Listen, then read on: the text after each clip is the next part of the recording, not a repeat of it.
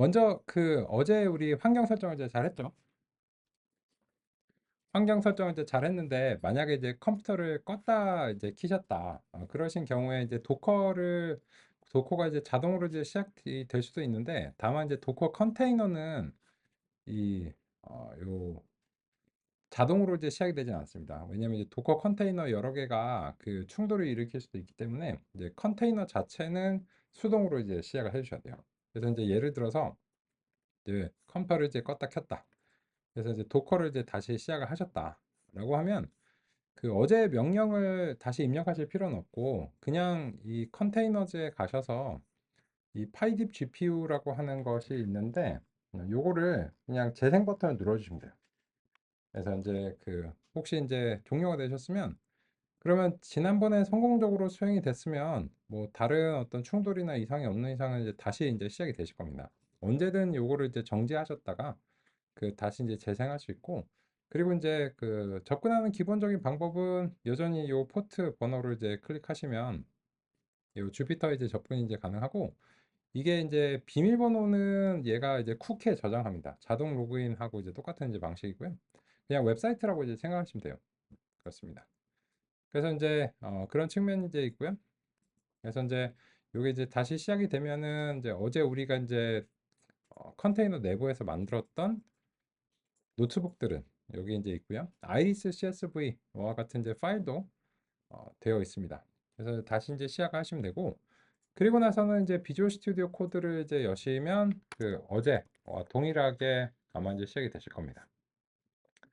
그래서 이제 어제 이제 동일하게 우리 비주얼 스튜디오 코드를 만약에 이제 사용한다 라고 하면은 이 비주얼 스튜디오 코드를 실행하신 다음에 그런 다음에 이제 새 파일을 하나 이제 만들어서 자명하게도 day2라고 명칭하시면 될 것 같습니다.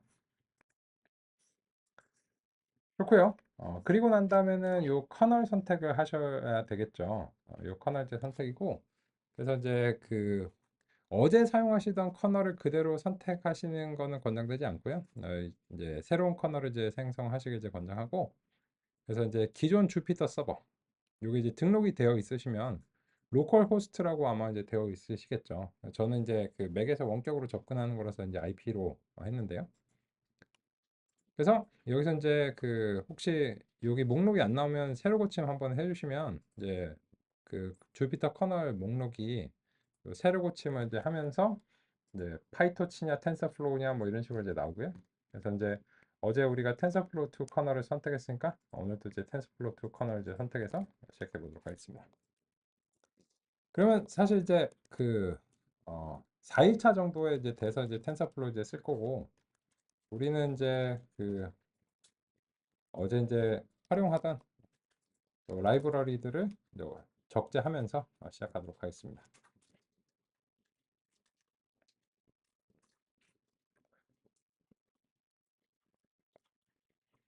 그러면 2일차 다음과 같이 시작해 보도록 하겠습니다.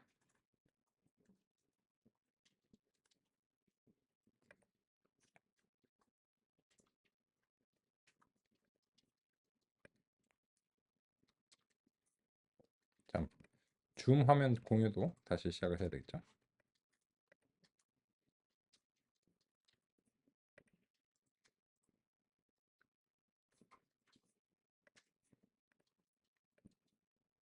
네, 줌 화면도 다시 공유를 시작했습니다.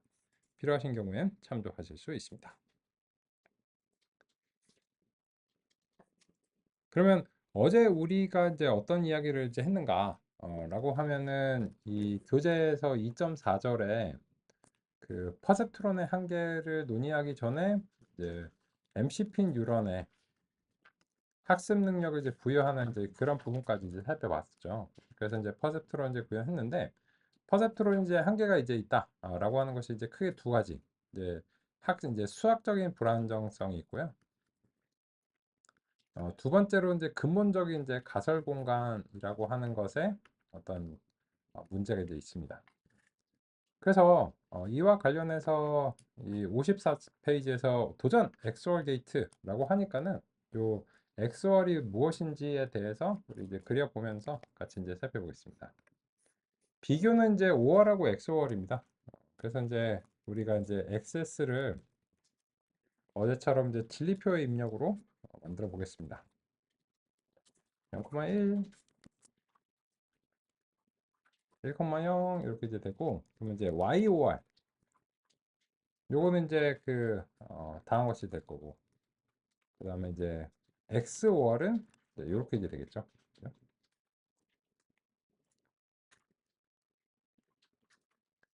그러면 이제 여기에 대해서 우리는 그 두 개의 그래프를 이제 그리기 위해서 PLT 이제 서플롯에서 왼쪽에다가는 이제 5월을 이제 그리려고요.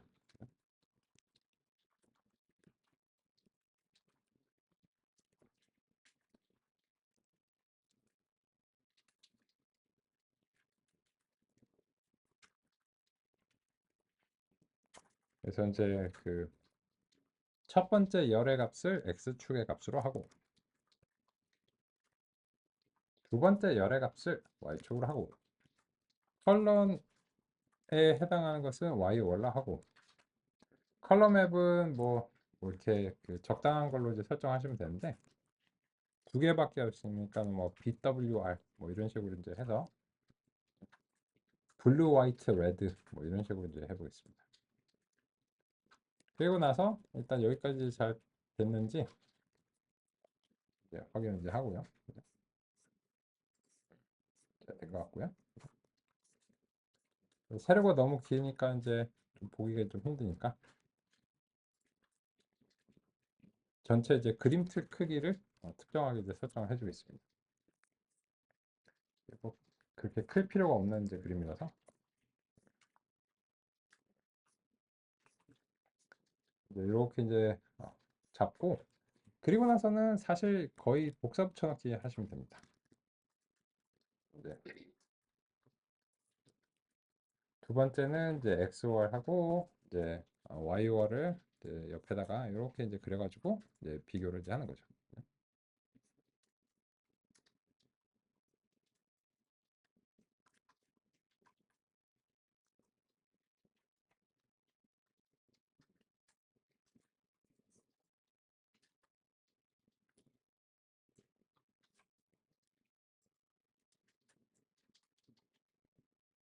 일단 여기까지 잠깐 확인하고 가겠습니다.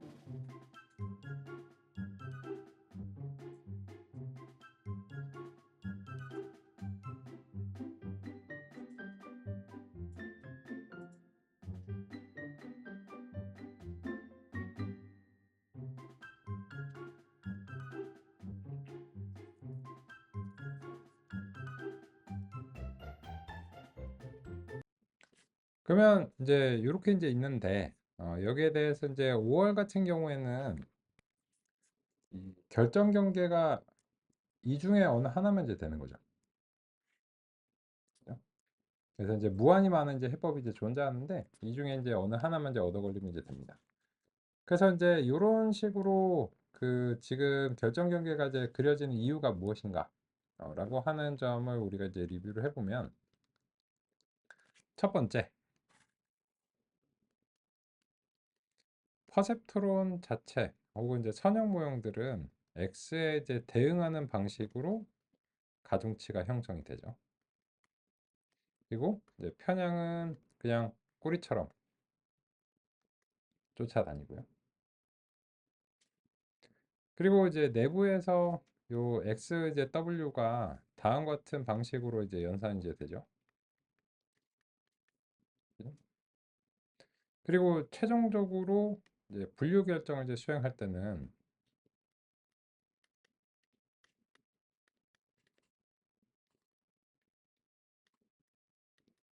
요게 이제 되는 거. 뭐 이런 거고. 그래서 이제 Z가 정확하게 이제 0일 때를 놓고 보면은 이제 요 Y축을 X 이제 2 값으로 이제 설정하고 X축을 이제 X1 값으로 이제 설정한다. 이렇게 이제 되는 경우 여기에 대해서 이제 그 X2에 대해서 정리를 하게 되면 이제 이런 결정 경계가 이제 그려진다. 라고 하는 이제 이런 점입니다. 근데 이제 이게 그 해결이 되는 문제인가 아니면은 이제 분포 자체가 해결이 안 되는 문제인가 이제 관건인데 요 XOR 같은 경우에는 그 이게 해결이 안 됩니다. 요런 계열의 직선 전체가 실패하죠. 그리고 또 이제 요런 계열 전체가 여기서부터 여기까지 다 실패하잖아요.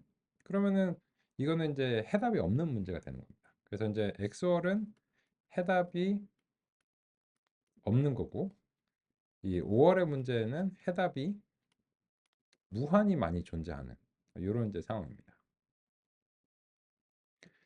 이런 거는 그 수학적인 불안정성의 문제가 아니고 그 아무리 많이 그 훈련을 이제 시킨다고 해도 근본적으로 이제 뛰어넘기 어려운 문제다라고 하는 이런 점이 관건입니다. 그러면 여기에 대해서 이제 아시게 됐네요. 여기 보시면 이제 54페이지에 도전 XOR 게이트 도전해도 안 된다 이 말이죠. 도전해도 안 되고 그래서 이제 이 55페이지 그림 2-6번을 이제 보시면 여기서 이제 식 2.3번 같은 경우가 그러니까 무한히 많은 해법 중에서 가능한 이제 하나다라고 하는 이제 그런 것입니다. 오케이? 그렇고요. 그래서 이제 그 56페이지로 가보시면 2.4.2절에서 선형과 이제 비선형이라고 하는 것이 있는데 이 XOR의 경우에는 음, 이 선형 모형으로 근본적으로 이제 해결이 안 되는 거고 선형 모형이 이제 가설 공간을 이제 벗어난다라고 할 수 있습니다. 그러면 이제 어떡하냐? 그래서 이제 아예 알고리즘이 이제 달라져야 되는 겁니다. 그래서 이제 2.5절에 다층 퍼셉트론이 이제 출동한다면 라고 이제 되어 있는데 그 점을 같이 한번 살펴보려고 합니다.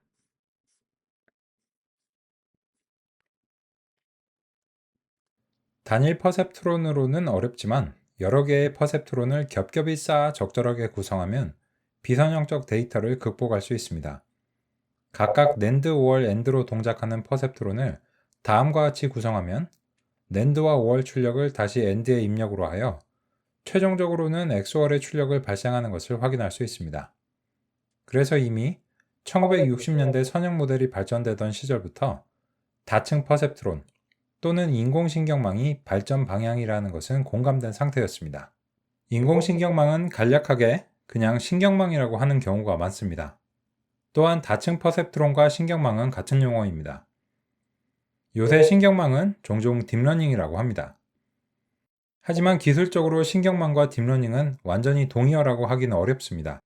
신경망으로 딥러닝을 구성하지만 모든 신경망이 딥러닝은 아닙니다. 신경망으로 딥러닝을 수행하기 위해서 21세기에 여러 발전이 필요했습니다.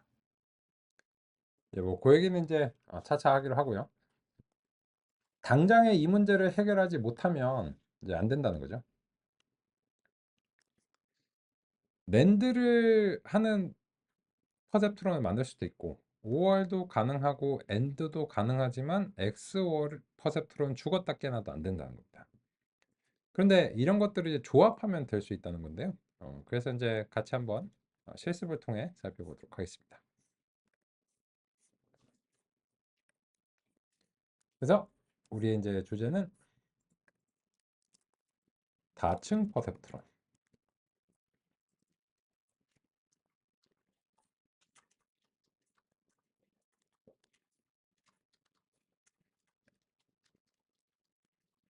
멀티 레이어 퍼셉트론 줄여서 MLP라고 하고요. 여전히 이제 사용되는 가장 기본적인 신경망이다 라고 할 수 있습니다. 일단 그 엔드랜드 5월을 만들어야 돼요. 그죠? 그래서 이제 엔드랜드 5월을 이제 만들기 위해서 그 어제 우리가 이제 했던 그 퍼셉트론이 이제 필요하죠. 그죠? 그러면 이제 그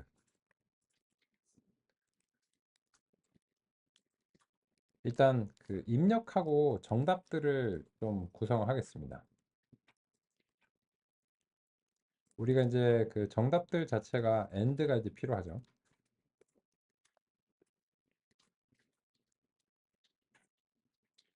NAND도 이제 필요하고요. 그죠? 요 NAND 같은 경우에는 그 이제 AND를 이제 뒤집으면 이제 되는 거죠. 이런 식으로 이제 되고, 그리고 나서 이제 그 어제 거를 우리가 이제 퍼셉트론을 사용할 수도 있고, 그냥 이제 그 복사 붙여넣기가 귀찮으니까 이미 이제 구현된 거가 이제 있고, 그냥 그런 구현된 거를 이제 사용한다라고 이제 가정해 볼게요. 그러면은 이제 AND라고 하는 것을 이제 퍼셉트론 이제 통해서 우리가 이제 fit을 이제 시켜 볼게요. x and 이제 y and 이렇게 이제 수행이 되고, 그리고 나서 이제 이 확인을 이제 하셔야 되는데,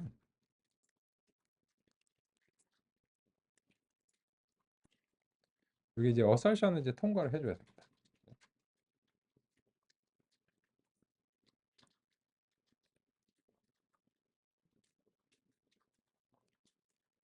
그러면 뭐 낸드도 이제 마찬가지로 이렇게 이제 해서 assertion 이제 통과하도록 이제 해야 되겠죠.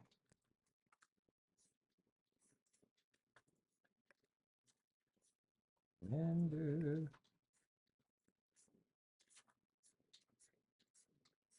낸드는 왜 통과를 못하니? 뭐라고 예측하길래? 1005?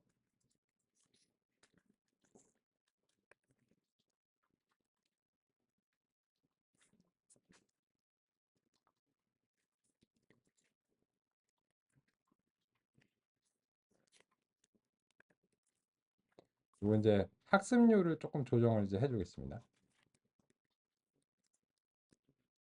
어제 이제 우리가 구현한 거랑 이제 살짝 이제 다르니까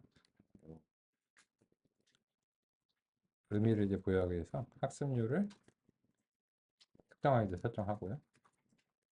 이 여기서는 이제 우리가 구현한 게 아니다 보니까는 조금 이제 명칭이 이제 달라요.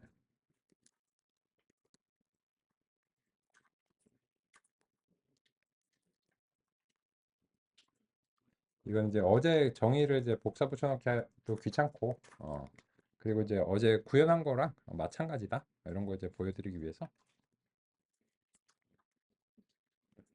일단 여기까지 이제 재현을 해보겠습니다.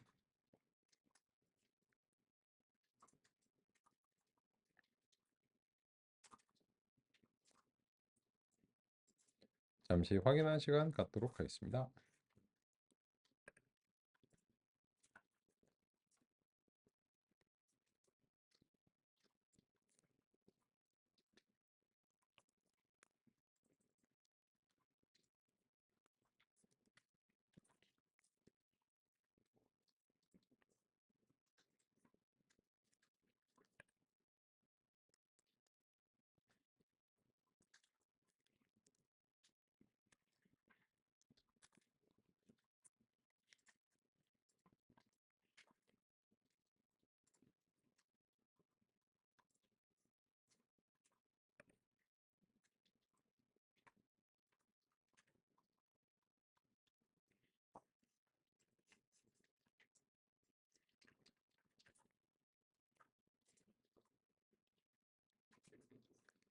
여기까지 좀 재현해 보겠습니다.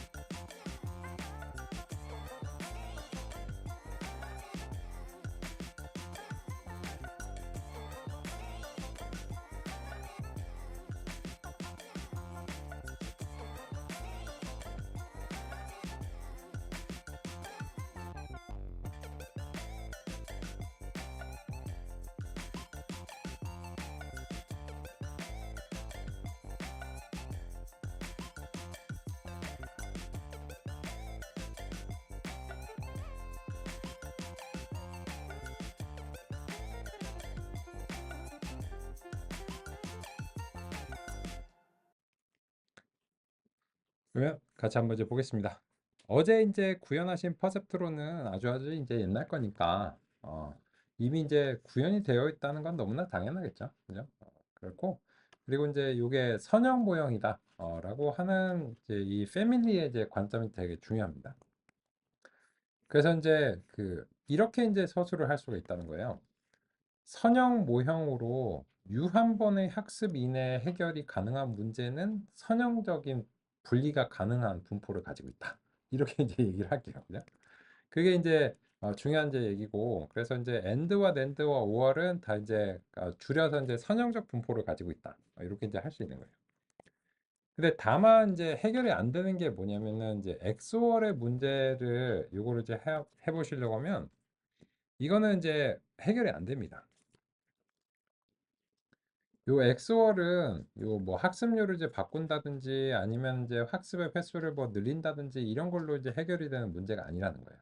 그래서 이제 여기서는 이제 어설션이 그냥 실패할 수밖에 없고 이거는 이제 노력의 문제가 아니다. 아예 이제 근본적으로 이 모형이 이제 상대할 수 없는 이제 그런 것임을 이제 확인할 수 있습니다.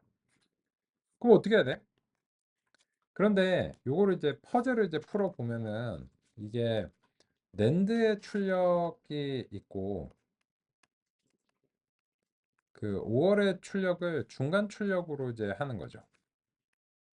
그래서 이제 뭐 예를 들어서 이미의 뭐 S1이랑 S2라는 이제 값으로 한다라고 하면 요 두 개의 출력을 AND로 묶어 가지고 내면 1, 0은 0이고 1, 1은 1이고 1, 1은 1이고 0, 1은 0이다. 이런 식으로 이제 되기 때문에 이 단일 퍼셉트론은 안 되는데 이런 것들을 이제 계층으로 구성하면 극복이 이제 가능합니다. 그걸 같이 이제 확인해 보시겠습니다. 그래서 XOR 퍼셉트로는 이제 안 되는데 예를 들어서 이제 낸드가 다음과 같이 이제 뭐 S1 뭐 이런 식으로 하고 이제 S2 이렇게 이제 하면 그러면은 이제 요 큰 S를 이제 만들어 볼게요.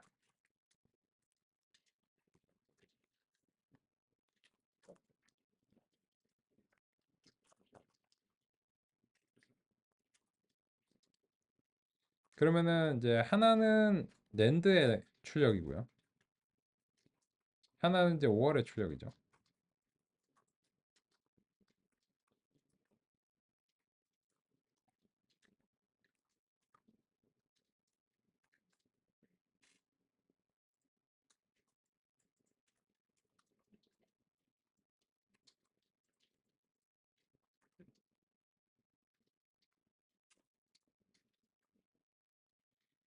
근데 요거를 이제 엔드로 집어넣으려면 요 상태로 이제 못 들어가고 얘를 어, S1하고 S2 이제 두 개의 입력이 있는 상태로 이제 바꿔야 돼요.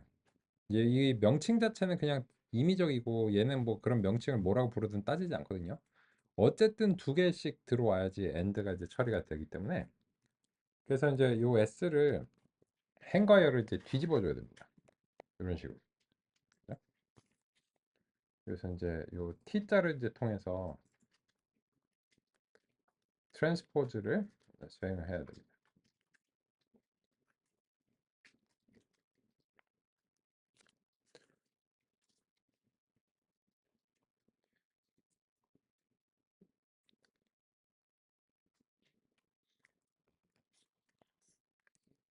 그래서 그 결과 이제 이 최종적으로 엔드한테 이제 프리딕트를 이제 넘겨가지고 판정을 이제 받아보자는 거죠.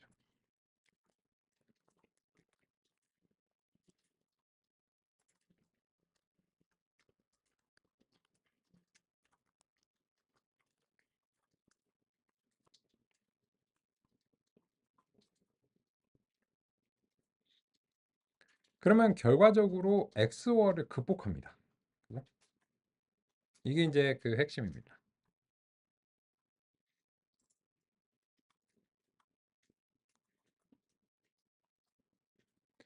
제가 요 설명을 이제 드릴 때 모든 사소한 디테일들을 다 설명드리진 않을게요.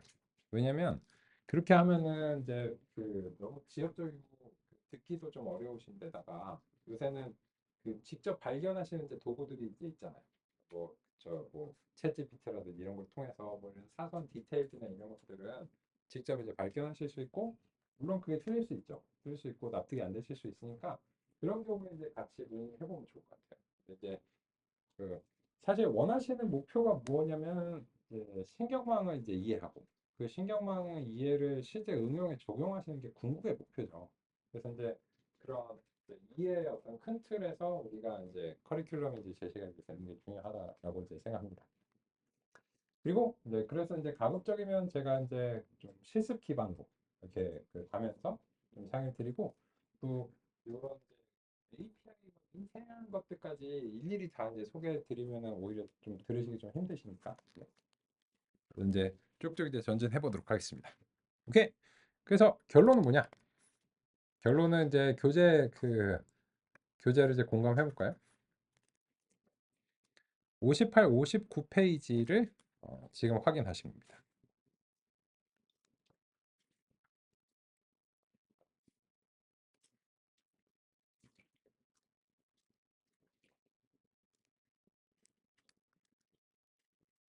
그러면 이제 논의는 이겁니다. 예를 들어서 어떤 모종의 알고리즘이 XOR을 해결을 못해요. 그러면 XOR이 이제 비선형의 가장 간단한 어떤 그런 예시인데 이게 이제 그렇잖아요. 그 재판하고 비슷하게 이거를 이제 해결을 못하는 애야. 그러면은 얘도 해결을 못하는데 다른 복잡한 비선형 문제를 해결할 수 있는 가능성은 없죠. 그죠? 근데 또 반대도 좀 생각해 보셔야 돼요. 뭐냐면은 이거를 해결할 수 있다고 해서 모든 비선형의 문제를 해결할 수 있느냐?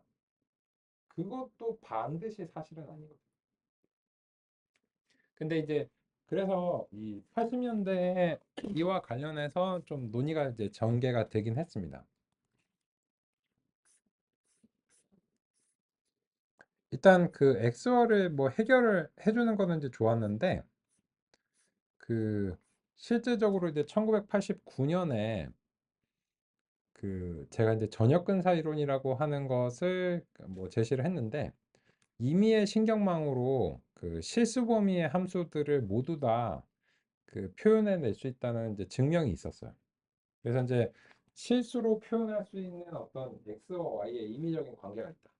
그러면 잠재적으로 신경망으로 표현할 수 있다라고 하는 것이 이제 증명이 됐거든요. 그 증명은 이제 우리가 이제 상대하는 게 아니고 왜냐면 이제 수학자들이 하는 거니까. 근데 이게 왜 중요하냐면 이게 없으면 엑소월은 해결했지만 이 문제는 어떻게 해? 이 문제는 언젠가 해결한다는 보장이 있어? 이런 식으로 이제 얘기가 나오기 때문에 이게 끝도 없는 얘기가 돼요. 근데 그런 어떤 증명이 수행됐기 때문에 아 용감하게 앞으로 나가자 이렇게 돼. 신경망으로 뭐든지 할 수 있단다. 이런 식으로 이제 된 거고. 그래서 이제 엑소를 이제 푸는 거는 이제 첫 번째 그 단계였고 두 번째 단계는 이제 이게 임의의 실수범위 함수를 이제 근사할 수 있을 것이냐라고 하는 이제 이런 내용이었습니다. 그래서 그거는 우리 이제 또 그 이런 뭐 증명을 이제 살펴보는 것보다는 어떤 이제 임의의 함수를 우리가 이제 가정해서 이제 곧 살펴보기로 하겠습니다. 그 이제 신경망을 구성해야지 이제 가능한 얘기겠죠. 그러면 이제 결론은 뭐냐? 이렇게 엑소어를 이제 하면서 우리가 이제 비선형을 극복하는 예시를 이제 살펴봤다는 것입니다. 그러면 이제 오늘의 63페이지 3장의 신경망의 논의로 가보도록 하겠습니다. 여기서 그 교재에서 기술적인 서술에 문제가 있는 것이 딱 두 군데가 있거든요. 교재 이제 전체에서 제가 보기에는. 근데 이게 딱 그 두 개 중에 하나예요.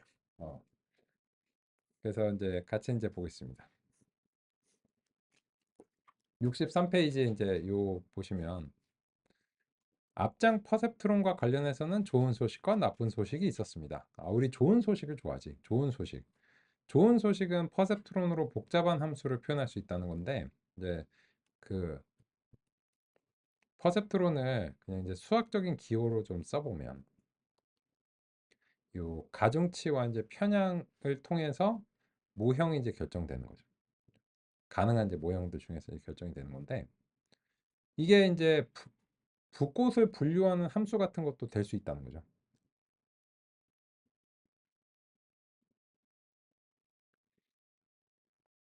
그런데 이게 복잡한 함수가 모든 함수라는 건 아니죠. 그래서 이제 그 어떤 이제 선형적인 이제 집합들에 대해서만 이제 가능하고 이제 요거는 복잡한 함수라고 했지만 조금 더 기술적인 용어로 말하면 이게 틀렸다는 거 아니고요. 선형 모형의 범위 내에서 가능하다라고 하는 이제 개념입니다. 근데 이제 그 범위를 이제 벗어나면 이제 안 되는데 그래서 이제 나쁜 소식이 그건가 했는데 요 서술이 이제 조금 문제가 있죠. 요 나쁜 소식의 사실 좀 문제가 있는데 뭐냐면 가중치를 설정하는 작업, 즉 원하는 결과를 출력하도록 가중치 값을 적절히 정하는 작업. 이 뭔가요? 요게 뭔가요? 요거를 한마디로 학습이라고 합니다. 근데 퍼셉트로는 학습이 안 된다 이렇게 서술한 거죠. 여기서 말했잖아요. 근데 그게 사실인가요? 방금 전에 방금 전까지 학습하셨잖아요. 그게 사실이 아니에요. 그래서 이거는 그냥 뭐 이 저자가 우긴다고 되는 그런 부분이 아니고 이거는 이제 기술적인 문제가 있다는 것은 이제 직접 경험하셨으니까 아시리라 생각합니다. 즉 저자는 MCP 뉴런을 얘기하는 거고 이제 이 퍼셉트론하고 MCP 뉴런은 다릅니다. 이 두 개는 이제 같지 않아요. 근데 이제 이 저자는 두 개를 이제 같은 걸로 이제 취급을 하고 있습니다. 근데 이러면 안 돼요. 그 요 일본 사람 아니고 이 저자가 이제 일본 분인데 그 신경망으로 빨리 넘어가고 싶은 건 알겠어요. 알겠는데 퍼센트하고 MCP 뉴런은 이제 발명한 사람들이 딱 다른데다가 MCP 뉴런은 MCP 뉴런이라고 하는 거를 이제 자기 이름을 딱 붙였거든요. 맥컬루치와 피츠 이렇게 자기 이름도 딱 붙였고 퍼센트로는 이제 로젠블렛이라는 분이 이제 만들었는데 그 로젠블렛이 MCP 뉴런의 한계점을 극복하고 학습 능력을 이제 부여하는 거를 이제 가장 중요한 어떤 발명의 가치로서 제시를 했어요. 뉴욕 타임즈의 데서트필 뭐 이렇게 데서트필까지는 아니고 이제 한 칸의 요 칼럼으로 나왔거든요. 그 미 해군 연구소에서 일하시는 분인데 그래갖고 이제 이분이 막 그 이제 미래에는 막 컴퓨터가 막 이제 기계가 다 막 학습도 해내고 뭐 이럴 거다 하고 막 인터뷰까지 막 하고 난리도 아니었어요. 근데 그거를 이렇게 말하면은 이분이 이제 무덤에서 벌떡 일어날 만한 뭐 그런 얘기가 되는 겁니다. 그래서 이제 그 책의 뭐 분량 때문인지 뭐 어떤 인지 모르겠는데 어쨌든 이렇게 얘기하면 안 된다. 이거는 이제 기술적으로 그러니까 만약에 이거를 분량을 이제 줄이고 싶었다 이러면은 사실 퍼센트론도 학습은 되는데 근데 이제 여기 이제 분량상 이제 생략하고 우리 신경망에 집중하겠다 이렇게 얘기를 했어야죠. 그죠? 그래서 이제 그 점이 이제 이 책에서 가장 이제 기술적인 부정확성 딱 두 가지 두 군데가 있는데 그 치명적이진 않은데 좀 아쉽다. 그래서 이제 그 다음 서술이 처음에 입문하시는 분들한테 그 좀 굉장히 혼선을 이제 초래할 만하다는 거예요. 왜냐면 이제 이 두 번째 이제 보시면 이게 나쁜 소식을 해결을 해준다라고 하는데 학습 능력이 신경망의 중요한 성질이다. 그거는 맞긴 하거든요. 근데 맥락이 중요해.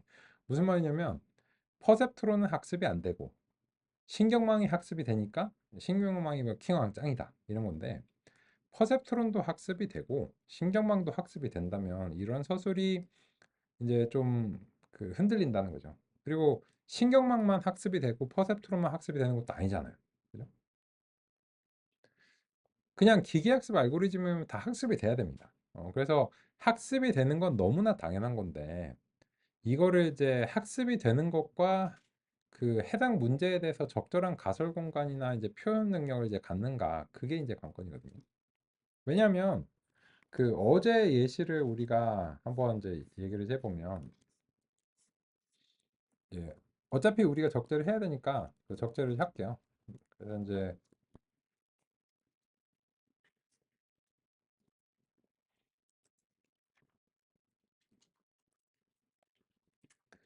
어제 이제 그 적재를 한 이제 데이터잖아요.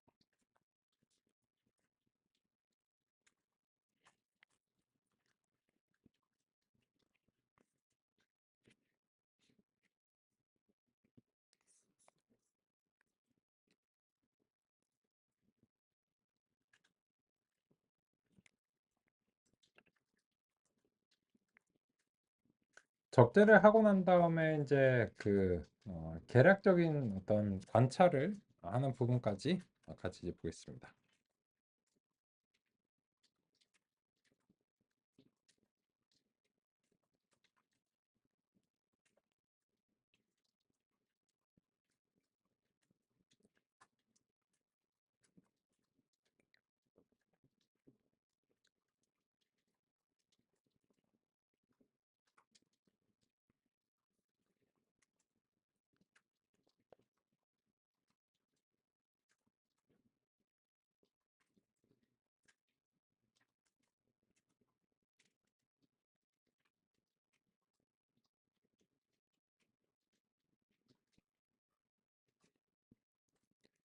그러면 이제 그 훈련 데이터가 6만 장이죠. 시험 데이터 이제 만 장. 그리고 이제 여기서 트레인 레이블즈에 대해서 도수 집계를 수행을 한 거고, 그리고 나서 이제 요 색인으로 이제 정렬을 한 겁니다. 그래서 이제 0부터 9까지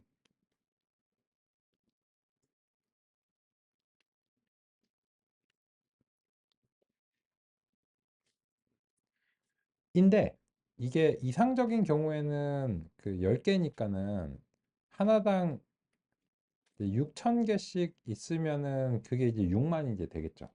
근데 이게 보시면은 의외로 그 수치가 좀 다릅니다. 1은 쉬우니까는 좀 샘플이 많고요. 5 같은 경우에는 쓰는 게 1은 이렇게 이제 쓰고 뭐 이렇게 쓰고 뭐 이러면 되는데 5는 좀 노력이 들잖아요. 그죠? 그러다 보니까 상대적으로 좀 샘플이 적어요. 이게 그 제일 이상적인 거는 이제 각각의 샘플의 개수가 이제 고르게 이제 분포하는 건데 그렇지 이제 않다는 건 알 수 있어요. 근데 이제 큰 문제는 없는 것 같고요. 그랬는데 요거 출력을 접어 두실 수 있어요. 이게 그 퍼셉트론 같은 경우에는 입력 자체를 다음과 같이 이제 가정하고 있죠. 이제 개별 입력 자체는 부동소수점으로 된 이제 n개의 값을 기대하고 있습니다. 그리고 이제 부동소수점은 이제 실수를 근사하고요.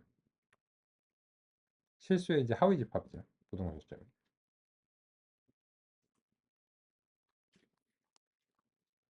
그래서 이제 이 퍼셉트론이 이제 기대하는 그런 형태로 그 정보의 손실 없이 만들어주기 위해서는 요거를 그 LA 갈비 썰듯이 이렇게 쭉그 펼치는 수밖에 없는 거예요.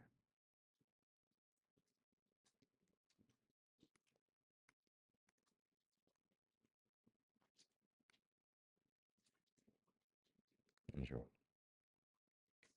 그래서 784짜리로 이렇게 이제 만들었습니다.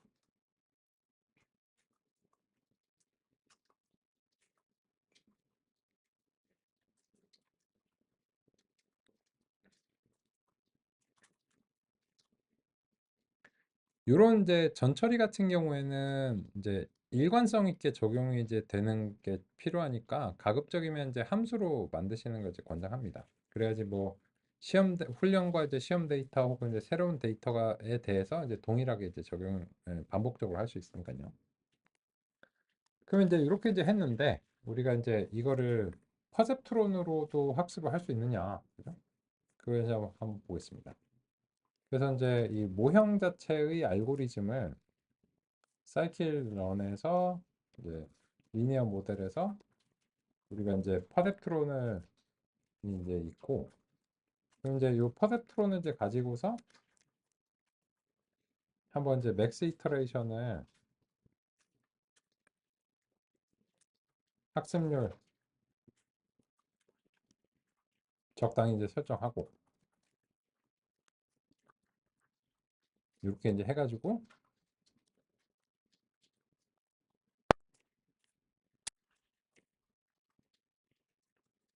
보겠습니다.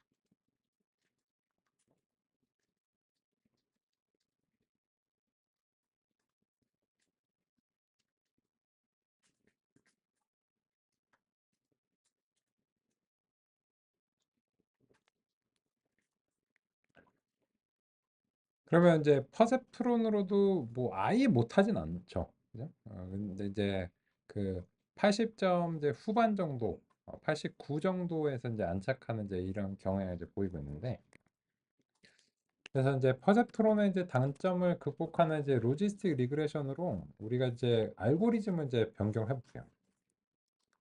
그래서 이제 로지스틱 리그레션으로 이제 알고리즘을 이제 변경을 해가지고 다시 한번 이렇게 평가를 해보겠습니다.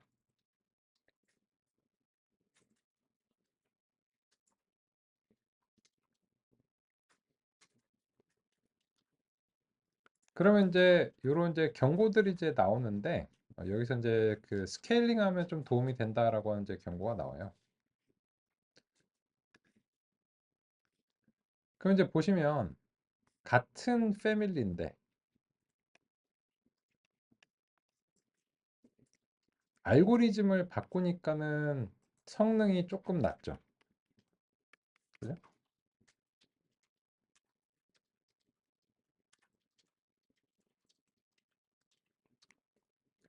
근데 요거를 이제 조금 도와주기 위해서 지금 이제 우리가 이제 관찰을 해보면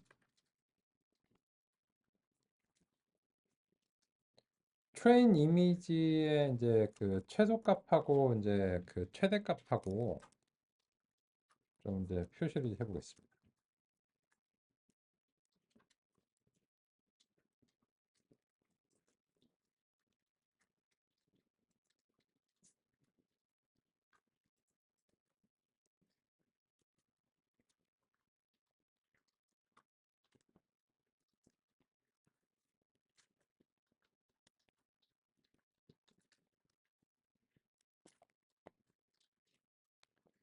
이게 그 이미지 픽셀들의 범위가 다음과 같은데요.